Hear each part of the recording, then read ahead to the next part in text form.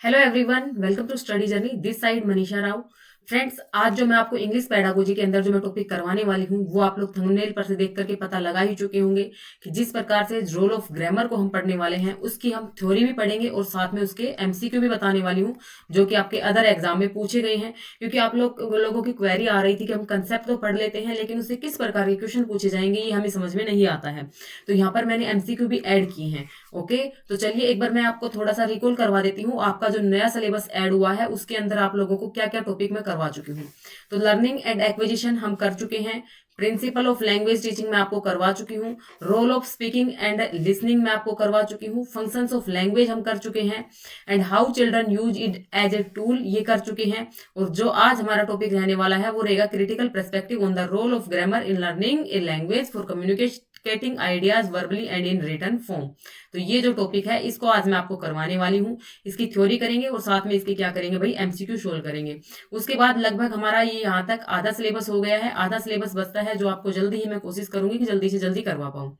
Friends, अगर आप लोग नोट्स लेना चाहते हैं तो आप लोग नोट्स ले सकते हैं। ये जो जितना सिलेबस हो चुका है इसके आपको कंप्लीट नोट्स मिल रहे हैं।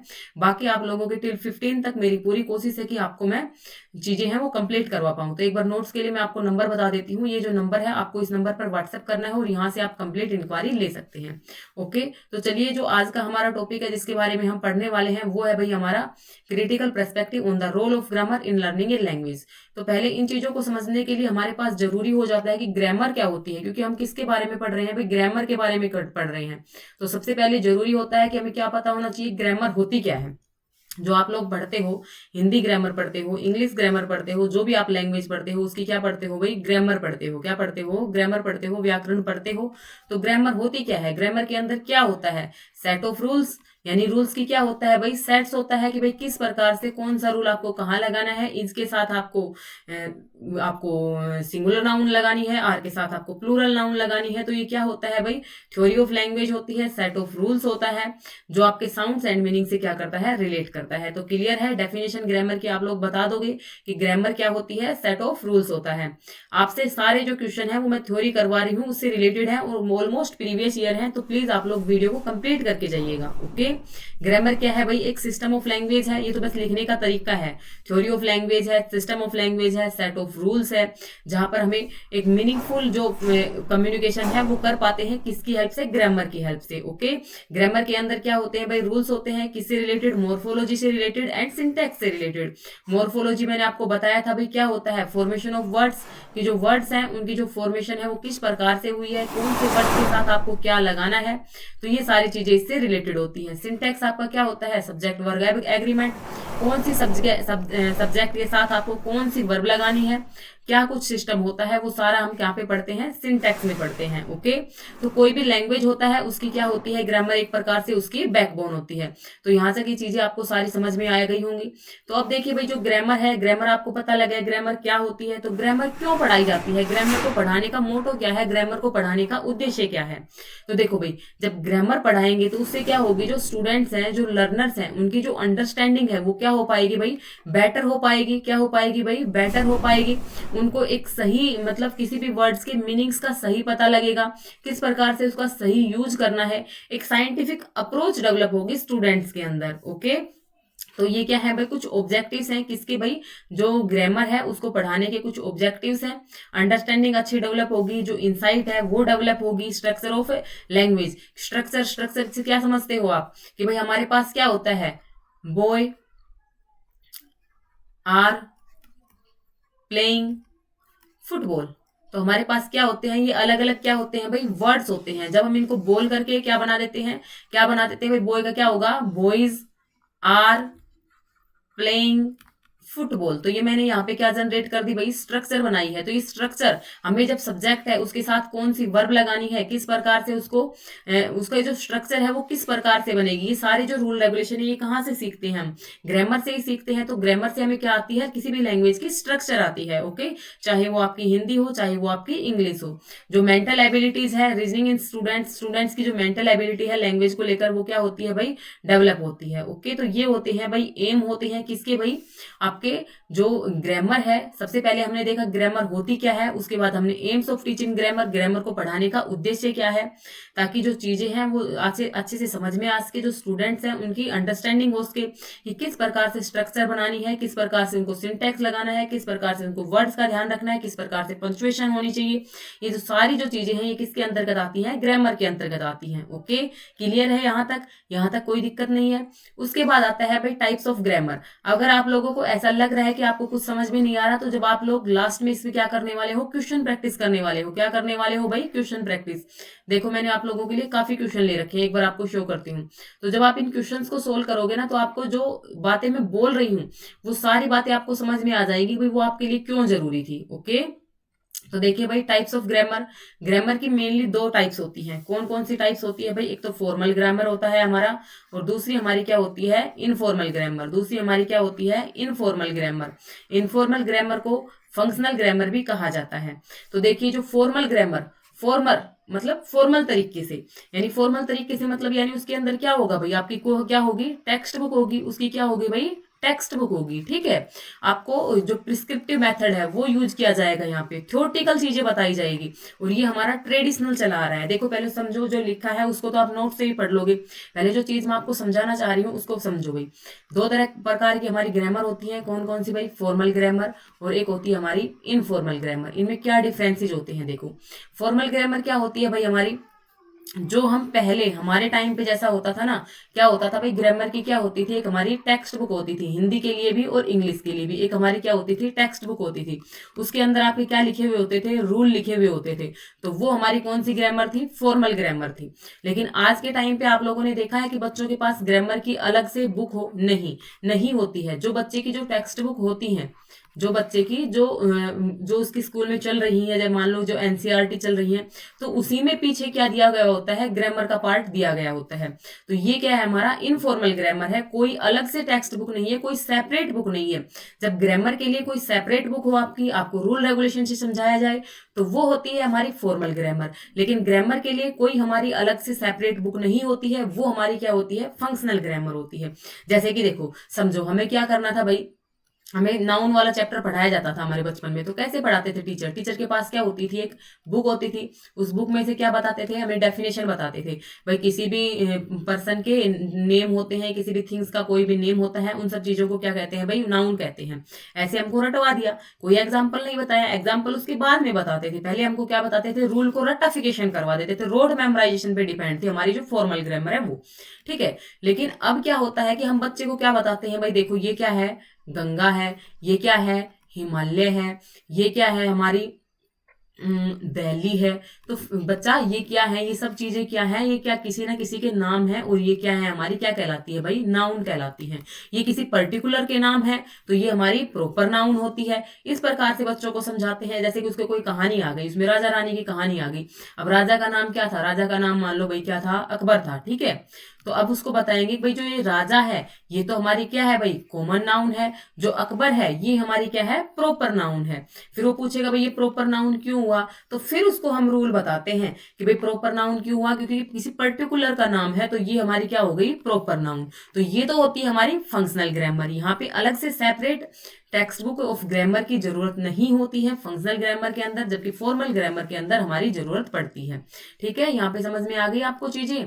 ये जो होती है हमारी जो डे टू डे एक्टिविटी है, जिस प्रकार से हम स्कूल में लेसन पढ़ा रहे हैं, या फिर बच्चे को क्या करते हैं क्लासरूम के अंदर उसको दिखाई जाती हैं कि भाई क्लासरूम के अंदर आप लोग बताओ कि भाई आप लोगों के पास जो ब्लैक बोर्ड है, आपके पास चेयर है, ये कौन सी नाउन है। ब्लैक बोर्ड के ऊपर ब्लैक कलर कर रखा है, तो ब्लैक क्या है, ये एडजेक्टिव कौन सा है, नाउन और एडजेक्टिव में क्या डिफरेंसेस है। उसकी जो डेली टू डे एक्टिविटी है, उसकी जो रोजाना की जो एक्टिविटी होती है, उसके अंदर जो चीजें शामिल होती हैं उनको सिखाया जाता है हमारा फंक्शनल ग्रामर के अंदर।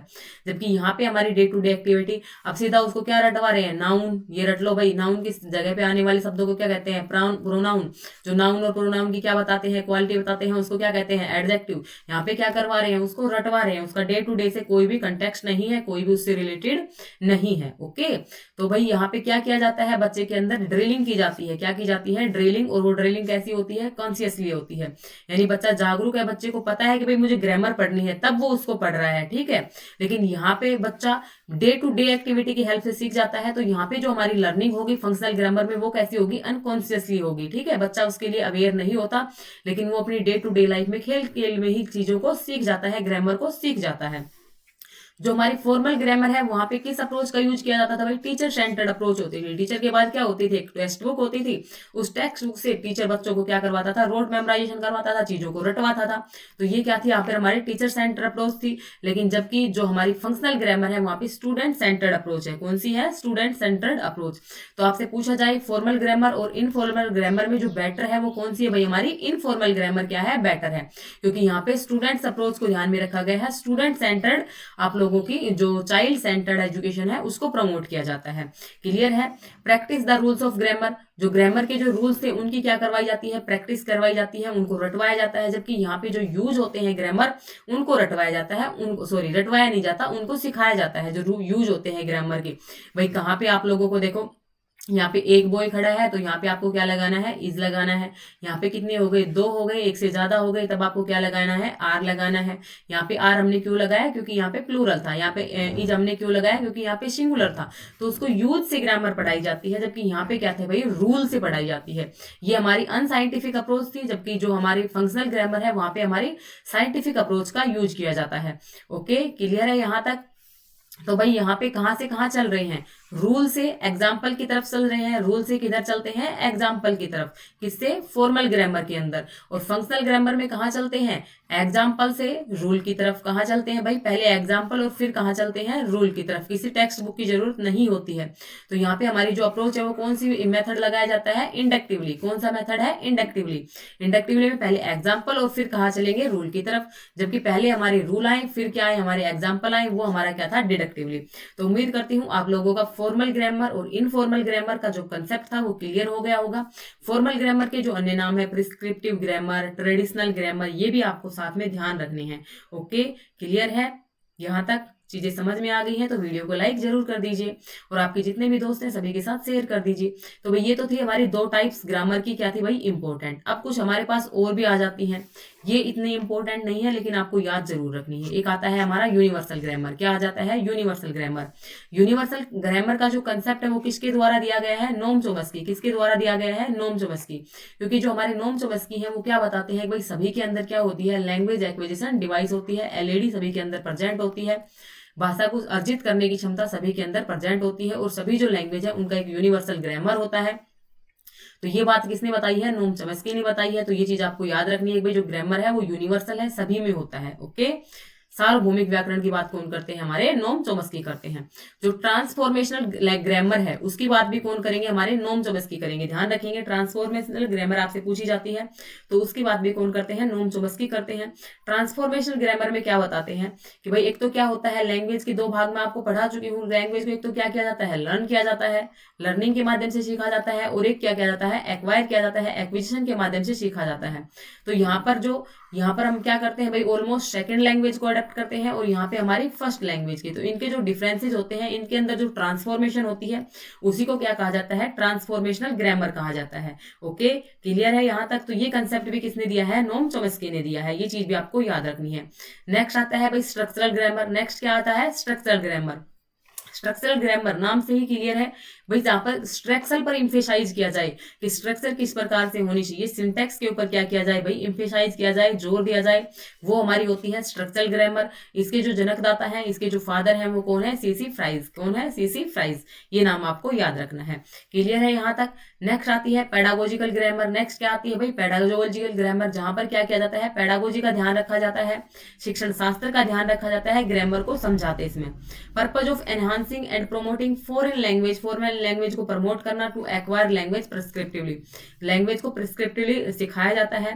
पेडागोजिकल ग्रामर में क्या कहती है भाई, लर्नर की जो कॉम्प्रहेंशन है, जो टारगेट लैंग्वेज है, उसकी जो स्ट्रक्चर को लेकर उसकी जो कॉम्प्रहेंशन है, उसकी जो समझ है, उसको पेडागोजिकल बेस से क्या किया जाए, प्रमोट किया जाए, वो हमारी क्या होती है, पेडागोजिकल ग्रामर होती है। ये सब आपके लिए इतने इंपॉर्टेंट नहीं है जितना कि आप लोगों के लिए फॉर्मल और इनफॉर्मल था, तो उनके डिफरेंसेस को आपको जरूर याद रखना है। नेक्स्ट आ जाता है methods of teaching grammar. Grammar को पढ़ाते हैं तो कौन कौन से मेथड्स हम यूज करते हैं, ये भी आपको पता होना चाहिए। तो ये मैं आपको वैसे पहले भी बता चुकी हूँ, जो आपसे सबसे मेन है डिडक्टिव मेथड और इंडक्टिव मेथड। अगर बेस्ट पूछा जाए तो हमारा कौन सा होगा भाई, इंडक्टिव मेथड बेस्ट होगा। कौन सा होगा, इंडक्टिव मेथड, क्योंकि इंडक्टिव मेथड में क्या जाता है, पहले आपके क्या बताए जाते हैं भाई, एग्जाम्पल बताए जाते हैं, और फिर किधर चला जाता है, रूल की तरफ चला जाता है। इसी को हिंदी में क्या बोलते हैं, आगमन विधि। हिंदी में भी हमारा ये टॉपिक है, तो आपको आगमन विधि पूछा जाए तो किधर चलती है भाई, उदाहरण से रूल की तरफ चलती है, वो हमारा क्या होता है, इंडक्टिव मेथड होता है।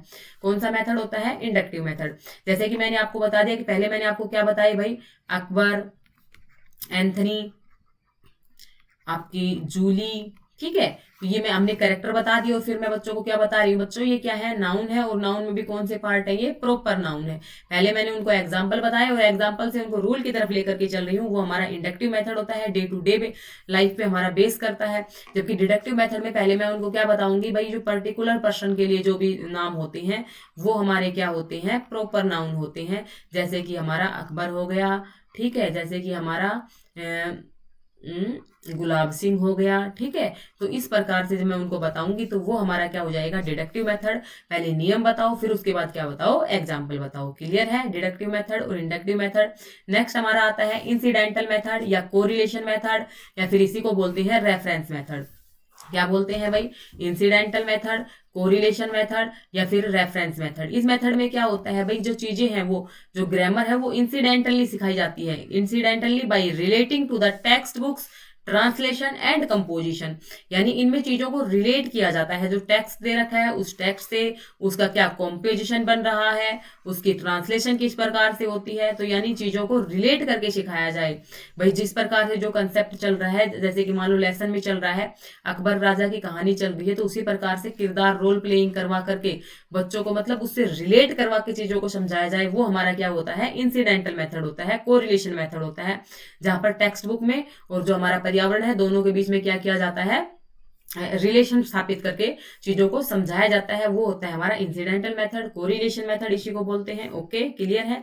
नेक्स्ट आ जाता है कॉन्शियस रेजिंग। कॉन्शियस रेजिंग भी एक मेथड होता है, किसको, ग्रामर को सिखाने का। ओके फ्रेंड्स, अगर आप लोग मेरे चैनल पर फर्स्ट टाइम विजिट करते हैं तो चैनल को सब्सक्राइब जरूर किया कीजिए, क्योंकि आपका सपोर्ट मुझे एक पॉजिटिव मोटिवेशन देता है, ताकि मैं आप लोगों का सिलेबस है वो फटाफट से कंप्लीट करवा सकूं। मुझे भी एक रेनफोर्समेंट की जरूरत होती है, सच बताती हूँ, ठीक है। कॉन्शियस रेजिंग क्या होता है भाई, कॉन्शियस रेजिंग में एक अप्रोच होती है, किस प्रकार की अप्रोच होती है भाई, intellectual effort to understand targeting feature. जो फीचर्स हैं उनके लिए एक इंटेलेक्चुअल, एक बौद्धिक जो एफर्ट है वो किए जाते हैं। Learning awareness of grammatically features of the language, कि जो लर्नर है उसको अवेयरनेस, जागरूक करके जो ग्रामेटिकल जो फीचर्स हैं उनकी क्या इंपॉर्टेंस है, उनकी क्या उनकी विशेषताएं हैं, क्या उसकी उपयोगिताएं हैं, ये सब चीजें लर्नर को बताते हुए आगे उसको उसके अंदर जो कॉन्शियसनेस है, जो जागरूकता है, उसको जागरूक करके उसको सिखाना, ये हमारी क्या कहलाती है, कॉन्शियस रेजिंग कहलाती है। ये भी एक ग्रामर टीचिंग का मेथड है। ओके, नेक्स्ट हमारे पास आ जाता है कि भाई ग्रामर टीचिंग को हम किस प्रकार से इफेक्टिव बना सकते हैं, मोर इफेक्टिव बनाया जा सकता है, ज्यादा इफेक्टिव बनाया जा सकता है, किस मेथड से, ठीक है। तो इसमें हमारा क्या आ जाता है भाई, बिल्डिंग अप सब्जेक्ट नॉलेज। जो सब्जेक्ट नॉलेज है उसको बिल्डिंग अप करो भाई, सब्जेक्ट की बच्चे को क्या दो, नॉलेज दो, तो उसकी जो ग्रामर है वो क्या होगी, ऑटोमेटिक उसकी अपग्रेड हो जाएगी। लोड्स ऑफ प्रैक्टिस करवाओ, एक्सरसाइज दो बच्चे को। अब मान लो उसको नाउन वाला चैप्टर कंप्लीट हो चुका है तो उससे नाउन की क्या करवाओ, प्रैक्टिस करवाओ। तो इससे भी क्या होगी, जो ग्रामर टीचिंग है वो मोर इफेक्टिवली हो पाएगी। लर्निंग ग्रामर इन कंटेक्स्ट में पढ़ाओ, जिस प्रकार से मैंने आपको बताया कि भाई रिलेट करके चीजों को पढ़ाओ। ओके, ये नहीं कहीं की टांग कहीं जोड़ दी और कहीं की पूंछ कहीं जोड़ दी, इस प्रकार से नहीं।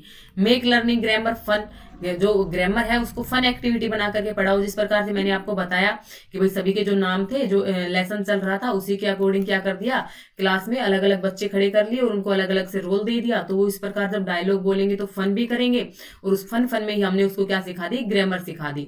तो इस प्रकार से हम ग्रामर को क्या बना सकते हैं, मोर इफेक्टिवली बच्चों को सिखाया जा सकता है। अब देखिए यहाँ तक अगर आपको चीजें समझ में आ गई हैं तो मैं क्वेश्चंस की तरफ चलती हूँ। क्वेश्चन नंबर फर्स्ट हमारा स्क्रीन पे आ चुका है, यहाँ पर क्वेश्चन नंबर 2 लिखा हुआ है। और अब फ्रेंड्स एक बात और बोलना चाहूंगी, इनके अगर मैं जो आंसर है वो अभी पे ऐड कर देती तो फिर आप लोग सोचते कि हमारा करने का कुछ फायदा नहीं हुआ, साथ में आंसर ले रखे हैं। तो मैंने आंसर नहीं ऐड किए हैं, आप लोग वीडियो देख रहे हैं तो वीडियो से आप लोग क्या कर लीजिए, आप अगर प्रिंट आउट निकलवाते हैं तो वहां पे आप लोग इनके आंसर है वो नोट कर लीजिएगा, ठीक है। इससे आपका क्या होगा, रिवीजन भी हो जाएगा। तो देखो भाई क्वेश्चन क्या कह रहा है, क्वेश्चन को समझना। वहने जो मैंने आपको स्टडी करवाया है इसी से रिलेटेड आप लोगों के जो क्वेश्चन है, 2-3 क्वेश्चन आप लोगों के बन सकते हैं। किस प्रकार से बनेंगे वो देखिए। When a test item expect the learners to use tense forms, voice, connectors, preposition and articles accurately, such approach can be called। क्या कह रहा है भाई, वॉइस हो गया, कनेक्टर हो गया, प्रीपोजिशन हो गया, आर्टिकल हो गया, सभी को एक साथ करेक्ट मैनर में सिखाया जा रहा है। तो यहाँ पे हमारी कौन सी जो ऑप्शन है वो करेक्ट होगा, improper grammar testing, integrated grammar testing, direct grammar testing या मिक्स्ड ग्रामर टेस्ट। ये आप लोगों के सामने 4 ऑप्शन है। तो 4 ऑप्शन में आपको देख करके समझ में आ गया होगा कि जो ऑप्शन नंबर 2 है वही हमारा क्या हो जाएगा, करेक्ट। कि भाई जो वॉइस सिखा रहे हैं, पंक्चुएशन सिखा रहे हैं, आर्टिकल सिखा रहे हैं, सभी चीजों को इंटीग्रेटेड मैनर में सिखा रहे हैं, एक साथ लेकर के सिखा रहे हैं। तो वो हमारा आंसर नंबर क्या हो जाएगा, second, integrated grammar testing. Okay, कितने क्वेश्चन में से आप लोगों ने कितने सही बनाए हैं आप लोग प्लीज कमेंट करिएगा, ठीक है। विच of the following statement is falls in the context of grammar. Grammar के कंटेक्स्ट में क्या इसमें से फॉल्स है, देखो भाई। Descriptive grammar emphasise rule. जो डिस्क्रिप्टिव ग्रामर है वो क्या करती है भाई, रूल को इम्फेसाइज करती है। डिस्क्रिप्टिव ग्रामर कौन सी थी हमारी, जो फंक्शनल ग्रामर थी उसी को क्या बोला जा रहा है, डिस्क्रिप्टिव। जो इनफॉर्मल थी तो वो क्या करती है, रूल को इम्फेसाइज करती है। सोचो आप, ये ऐसा था। Prescriptive grammar is useful for the study of classical. प्राचीन युग में जो हमारा प्राचीन टाइम था वहां पे यूज होती थी, ट्रेडिशनल मेथड था prescriptive grammar. Inductive method is based on the psychological principle. जो इंडक्टिव मेथड है साइकोलॉजिकल प्रिंसिपल्स के ऊपर बेस है। Traditional method of teaching grammar emphasise cramming और रोट लर्निंग। जो आपका ट्रेडिशनल मेथड था, जो यानी जो हमारा क्या था भाई, फॉर्मल ग्रामर था, जहां पे फॉर्मल ग्रामर ट्रेडिशनल मेथड के माध्यम से सिखाई जा रही थी, तो वो क्या करता है, क्रैमिंग को एम्फेसाइज करता है। तो देखो इसमें से आप लोगों को क्या बताना था, फॉल्स बताना था। तो बिल्कुल फॉल्स निकल करके आ गया भाई। ट्रेडिशनल मेथड है वो क्रैमिंग पर जोर देता है, बिल्कुल सही बात है। इंडक्टिव मेथड है उसके अंदर साइकोलॉजिकल प्रिंसिपल काम करता है, ये भी बिल्कुल सही बात है। प्रिस्क्रिप्टिव ग्रामर है वो क्या थी भाई, क्लासिकल थी, बिल्कुल सही बात है। लेकिन जो ऑप्शन नंबर 1 है वही हमारा क्या है भाई, गलत है, और वही हमारा क्या हो जाएगा, सही आंसर हो जाएगा। क्योंकि जो आपकी डिस्क्रिप्टिव ग्रामर है, जो आपकी फंक्शनल ग्रामर है, वो रूल्स को एम्फेसाइज नहीं करती है। वो किसको एम्फेसाइज करती है, एग्जाम्पल्स को। किसको एम्फेसाइज करती है, एग्जाम्पल्स को। तो आप लोगों को पता चल रहा होगा कि आपने जो क्वेश्चन किए हैं, जो थ्योरी पढ़ी है, वो आपको किस प्रकार से काम आने वाली है। नेक्स्ट देखिए, ग्रामर हैज रिप्लेस्ड ग्रामर। आप लोगों को 2 फिल इन द ब्लैंक्स दे रखे हैं, कौन सी ग्रामर ने कौन सी ग्रामर को रिप्लेस किया है। तो भाई पहले हमारी कौन सी थी, ट्रेडिशनल। ट्रेडिशनल को क्या बोलते थे भाई, हम उसको फॉर्मल बोलते थे। क्या बोलते थे भाई, फॉर्मल। हैज रिप्लेस्ड, उसको रिप्लेस किसने कर दिया है, ट्रेडिशनल की जगह अब हमारी कौन सी आ गई है, फंक्शनल। कौन सी आ गई है भाई, फंक्शनल, इनफॉर्मल। तो फॉर्मल और फंक्शनल, कौन सा ऑप्शन नंबर 2 हमारा क्या हो जाएगा, करेक्ट हो जाएगा। 2 हमारा क्या हो जाएगा भाई, करेक्ट। क्लियर है यहां तक। Khalistan grammar has replaced grammar, formal grammar has replaced functional grammar. एक सेकेंड रुको, यहाँ पे formal grammar has replaced functional grammar. Formal grammar ने थोड़ी ना रिप्लेस किया है, रिप्लेस किसने किया है भाई, फंक्शनल ग्रामर ने। किसने किया है, फंक्शनल ग्रामर ने। ये चीज भी ध्यान रखनी है, किसको रिप्लेस किया है, फॉर्मल को। फंक्शनल ने किसको रिप्लेस किया है, फॉर्मल को। तो जो ऑप्शन नंबर 4 है वो क्या होगा हमारा, करेक्ट होगा। Okay, functional grammar has replaced formal grammar. Functional grammar ने फॉर्मल ग्रामर को रिप्लेस कर दिया है। ओके, नेक्स्ट है, a child studying in class 3rd says I drank the water, it indicates the child. एक चाइल्ड है वो क्या कहता है भाई, आई ड्रैंक द वाटर। तो ये क्या इंडिकेट करता है, एक 3rd क्लास का बच्चा है उसने ऐसा बोला, तो ये क्या इंडिकेट करेगा, has overgeneralise the rule of making past tense verbs. भाई पास्ट टेंस वर्ब को दिखा रहा है भाई, जो उसके जो अपने रोजमर्रा के काम है वहां पे वो यूज कर रहा है। इज केयरलेस, वो क्या है भाई, केयरलेस है। हैज नॉट लर्न ग्रामर, उसको ग्रामर के रूल लर्न नहीं है। Should memorise the correct sentence. तो अब देखो भाई, जहां पे मेमोराइज की बात आ जाए, जो पेडागोजिकल जो क्वेश्चन होते हैं आप जिन उनको सोल्व करते हो, जहां पे मेमोराइज की बात आ जाए गलत, लर्न की बात आ जाए गलत, ठीक है, केयरलेस इसकी बात आ जाए गलत। लेकिन यहाँ पे जो ऑप्शन नंबर फर्स्ट है वही हमारा क्या हो जाएगा भाई, करेक्ट हो जाएगा। वो पास्ट वर्ब रैंक हमारी क्या है, पास्ट वर्ब उनको सीखने की कोशिश कर रहा है। Okay, grammar should be taught by, grammar है वो किस तरह से पढ़ाई जानी चाहिए, giving clear explanation, enabling practice in context, asking student to learn rule, making learner to return assignment. Assignment को रिटर्न करके पढ़ाई जानी चाहिए गलत, लर्न करवाने चाहिए रूल गलत, इनेबलिंग प्रैक्टिस इन कंटेक्स्ट, आप लोगों को क्या करवानी चाहिए भाई, प्रैक्टिस करवानी चाहिए। तो ऑप्शन नंबर 2 क्या हो जाएगा यहाँ पे, करेक्ट हो जाएगा। ओके, क्लियर है यहाँ तक। नेक्स्ट क्वेश्चन देखिए, read the two sentences given below, the lizard ate the fly ate the lizard, a teacher can use this example to explain that. Teacher ने भाई बच्चों को क्या एग्जांपल दिया भाई, तो लिजार्ड है एट द फ्लाई, लिजार्ड किसको खा गया भाई, फ्लाई को, fly ate the lizard, fly किसको खा गया, लिजार्ड को। तो इससे जो क्या एग्जांपल है, इससे क्या एक्सप्लेन कर सकता है teacher, they are examples of reported speech, reported speech के एग्जांपल है नहीं, they are a collection of words, collection of words तो है लेकिन ये कुछ प्रॉपर नहीं जच रहा। There is no difference in the two sentences because both have the same words, कि इनमें सेम वर्ड्स का यूज हुआ है लेकिन इनमें कोई डिफरेंसेस नहीं है, ये तो गलत बात है भाई, बिल्कुल डिफरेंसेस है। क्या कह रहा है कि व्हेन सब्जेक्ट और ऑब्जेक्ट, जब हमने सब्जेक्ट और ऑब्जेक्ट का जो प्लेस है वो चेंज कर दिया तो पूरा मीनिंग है वो क्या हो गया भाई, चेंज हो गया। तो ऑप्शन नंबर 4 हमारा क्या हो जाएगा, करेक्ट हो जाएगा। क्लियर। नेक्स्ट देखिए, Ritu often make errors in subject verb conquered, the teacher can help her by. जो रितु है भाई सब्जेक्ट वर्ब एग्रीमेंट में क्या करती है, मिस्टेक करती है, तो टीचर को क्या करना चाहिए, टीचर को रितु को रूल है वो लर्न करवाने चाहिए, उसको स्कोल्ड करना चाहिए, डांटना चाहिए। भाई जहां पे लर्निंग की बात आ जाए, स्कोल्डिंग की बात आ जाए तो वो तो ऑटोमेटिक कट कर देना उसको, ठीक है। Asking Ritu to write the rules, rules को 10 बार लिखो, ये भी गलत हो जाएगा, ठीक है। Taking up many example for the entire class and playing special attention to Ritu, जो एग्जाम्पल्स है पूरी क्लास के सामने एग्जाम्पल दिए जाएं और वहां पे रितु पे क्या किया जाए भाई, स्पेशल अटेंशन दिया जाए, क्योंकि रितु क्या कर रही है, मिस्टेक्स कर रही है। तो ऑप्शन नंबर 3 हमारा क्या हो जाएगा, करेक्ट हो जाएगा। ओके, क्लियर है। नेक्स्ट देखिए, what is the system of rules that governs how words can be meaningfully arrange to form phrase and sentences, कि जहां पे इस प्रकार के रूल हो कि जो पूरी जो फ्रेज है वो किस प्रकार से, पहले क्या आएगा सब्जेक्ट, फिर उसके बाद वर्ब किस प्रकार से लगेगी, तो इसको क्या कहा जाता है भाई, सिंटैक्स कहा जाता है। क्या कहा जाता है, सिंटैक्स। लैंग्वेज क्या होती है भाई, व्हीकल ऑफ थॉट होती है। लैंग्वेज क्या होती है, व्हीकल ऑफ थॉट। थॉट को क्या करती है भाई, आदान प्रदान करती है। और जो आपकी ग्रामर है वो क्या काम करती है, उस व्हीकल के अंदर फ्यूल का काम करती है। किसका काम करती है, फ्यूल का। फनीम क्या होती है आपकी, साउंड से रिलेटेड होती है। मॉर्फिम क्या होता है, मीनिंग उससे, फॉर्मेशन ऑफ वर्ड्स किससे रिलेटेड होता है, फॉर्मेशन ऑफ वर्ड से रिलेटेड होता है मॉर्फिम। तो यहाँ पे हमारा करेक्ट आंसर क्या हो जाएगा, option number 3। Remediation when students find difficulty in the use of different modals would be for them. अगर भाई मोडाल्स का यूज में क्या कर रहा है बच्चा, क्या कर रहा है भाई, गलतियां कर रहा है, तो क्या करना चाहिए, लर्न अबाउट द स्ट्रक्चर, उसको स्ट्रक्चर बताई जानी चाहिए, गलत। फ्रेम सेंटेंस, गलत। Be given ample practice in using models, उसको क्या दिए जाने चाहिए भाई, एग्जांपल्स दिए जाने चाहिए। Practice by collaboratively completely task where structures are used integratively in variety of real life situation. तो जहां पे आपको रियल लाइफ सिचुएशंस वाले जो वर्ड दिखाई दे जाए वही आपका ऑप्शन क्या होता है, पेडागोजी में सबसे सही होता है। तो इसका जो आंसर है ऑप्शन नंबर 1 हो जाएगा। Okay. Use of grammar, punctuation and spelling pertains to, जो ग्रामर का यूज है, पंचुएशन का यूज है, स्पेलिंग का यूज है, वो क्या प्रिटेंस करता है भाई, text production while writing, writing के समय text production, formal speech, listening to a lecture, informal conversation. तो सही आंसर क्या हो जाएगा भाई, पंचुएशन वगैरह का ध्यान रखा जा रहा है तो text production while writing, option number 1 हमारा क्या हो जाएगा, करेक्ट हो जाएगा।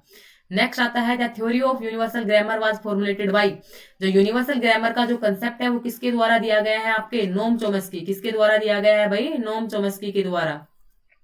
नेक्स्ट आता है, functional grammar stands for using teaching grammar in through, जो फंक्शनल ग्रामर है वो क्या कहती है भाई, कैसे पढ़ाओ, parsing, explaining of literary content, context, किस प्रकार पढ़ाओ भाई, कंटेक्स्ट में पढ़ाओ, किस प्रकार पढ़ाओ, कंटेक्स्ट में पढ़ाओ, चीजों को कोरिलेट करके पढ़ाओ। Okay.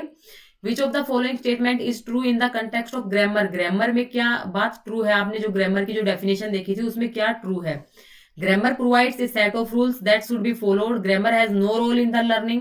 Knowledge of grammar help with the fluency in speech. Grammar is a system of languages which help in polishing or speaking and writing skill. क्या कह रहा है भाई, ग्रामर क्या है, सेट ऑफ रूल्स है जिसको फॉलो किया जाना चाहिए। ग्रामर का लैंग्वेज सीखने में कोई भी रोल नहीं है। नॉलेज ऑफ ग्रामर है, वो स्पीच में क्या करती है भाई, हेल्प करती है। जो सबसे जो सही अप्रोप्रिएट जो आंसर है वो क्या है, ऑप्शन नंबर 4 कि grammar is a system of language which help in polishing and speaking and writing skill. Speech किसको पॉलिश करती है, स्पीकिंग को भी और राइटिंग को भी। Okay, clear. नेक्स्ट क्वेश्चन देखिए, one of the objectives of teaching of English grammar refers to. जो इंग्लिश ग्रामर को टीच करने का इनमें से क्या ऑब्जेक्टिव्स है। To increase our power of memorising. Memorising जहां पे वर्ड आ जाए उसको ऑटोमेटिक क्या कर दोगे, गलत कर दोगे। To increase our originality of ideas. To develop the ability to express ideas logically and correctly in speech and writing. भाई ये जो ऑप्शन है ये क्या है, सही है। लॉजिकली और करेक्टली क्या हो, स्पीच एंड राइटिंग हो, तो ये किसका यूज है, ग्रामर का यूज है। Okay, which of the following is an advantage of teaching grammar. Grammar को टीच करने की क्या एक एडवांटेज है। Gives an overview various language worldly things, help to develop various language skill, focus on concentrate to abstract approach, is based on rote method. भाई rote method है वो क्या हो गया, गलत हो गया। एक सेकंड, जो क्वेश्चन था क्या कह रहा था भाई, नोट एन एडवांटेज कि कौन सी एडवांटेज नहीं है, तो यही क्या हो गया, ऑप्शन नंबर 4 ही हमारा क्या हो गया भाई, गलत हो गया, क्योंकि इसमें किसकी बात कर रहा है, रोट मेमोराइजेशन की, रोट मेथड की ये बात कर रहा है, तो वो हमारा क्या हो जाएगा, गलत। नेक्स्ट है, Soriya student of class 4 often makes mistake in the use of correct tense. The teacher को क्या करना चाहिए, क्लास 4 का शौर्य है, उसको बार बार में क्या कर रहा है भाई, गलत कर रहा है। 10 टाइम्स लिखवाओ, अपने टाइम में लिखवाते थे ना, लेकिन ये मेथड क्या है भाई, गलत।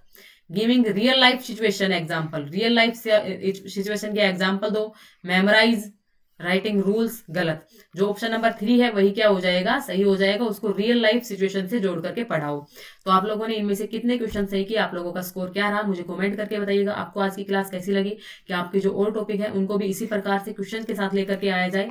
आप लोग कमेंट कीजिएगा, वीडियो को ज्यादा से ज्यादा शेयर कीजिएगा। Thanks for watching me, thanks for watching this video.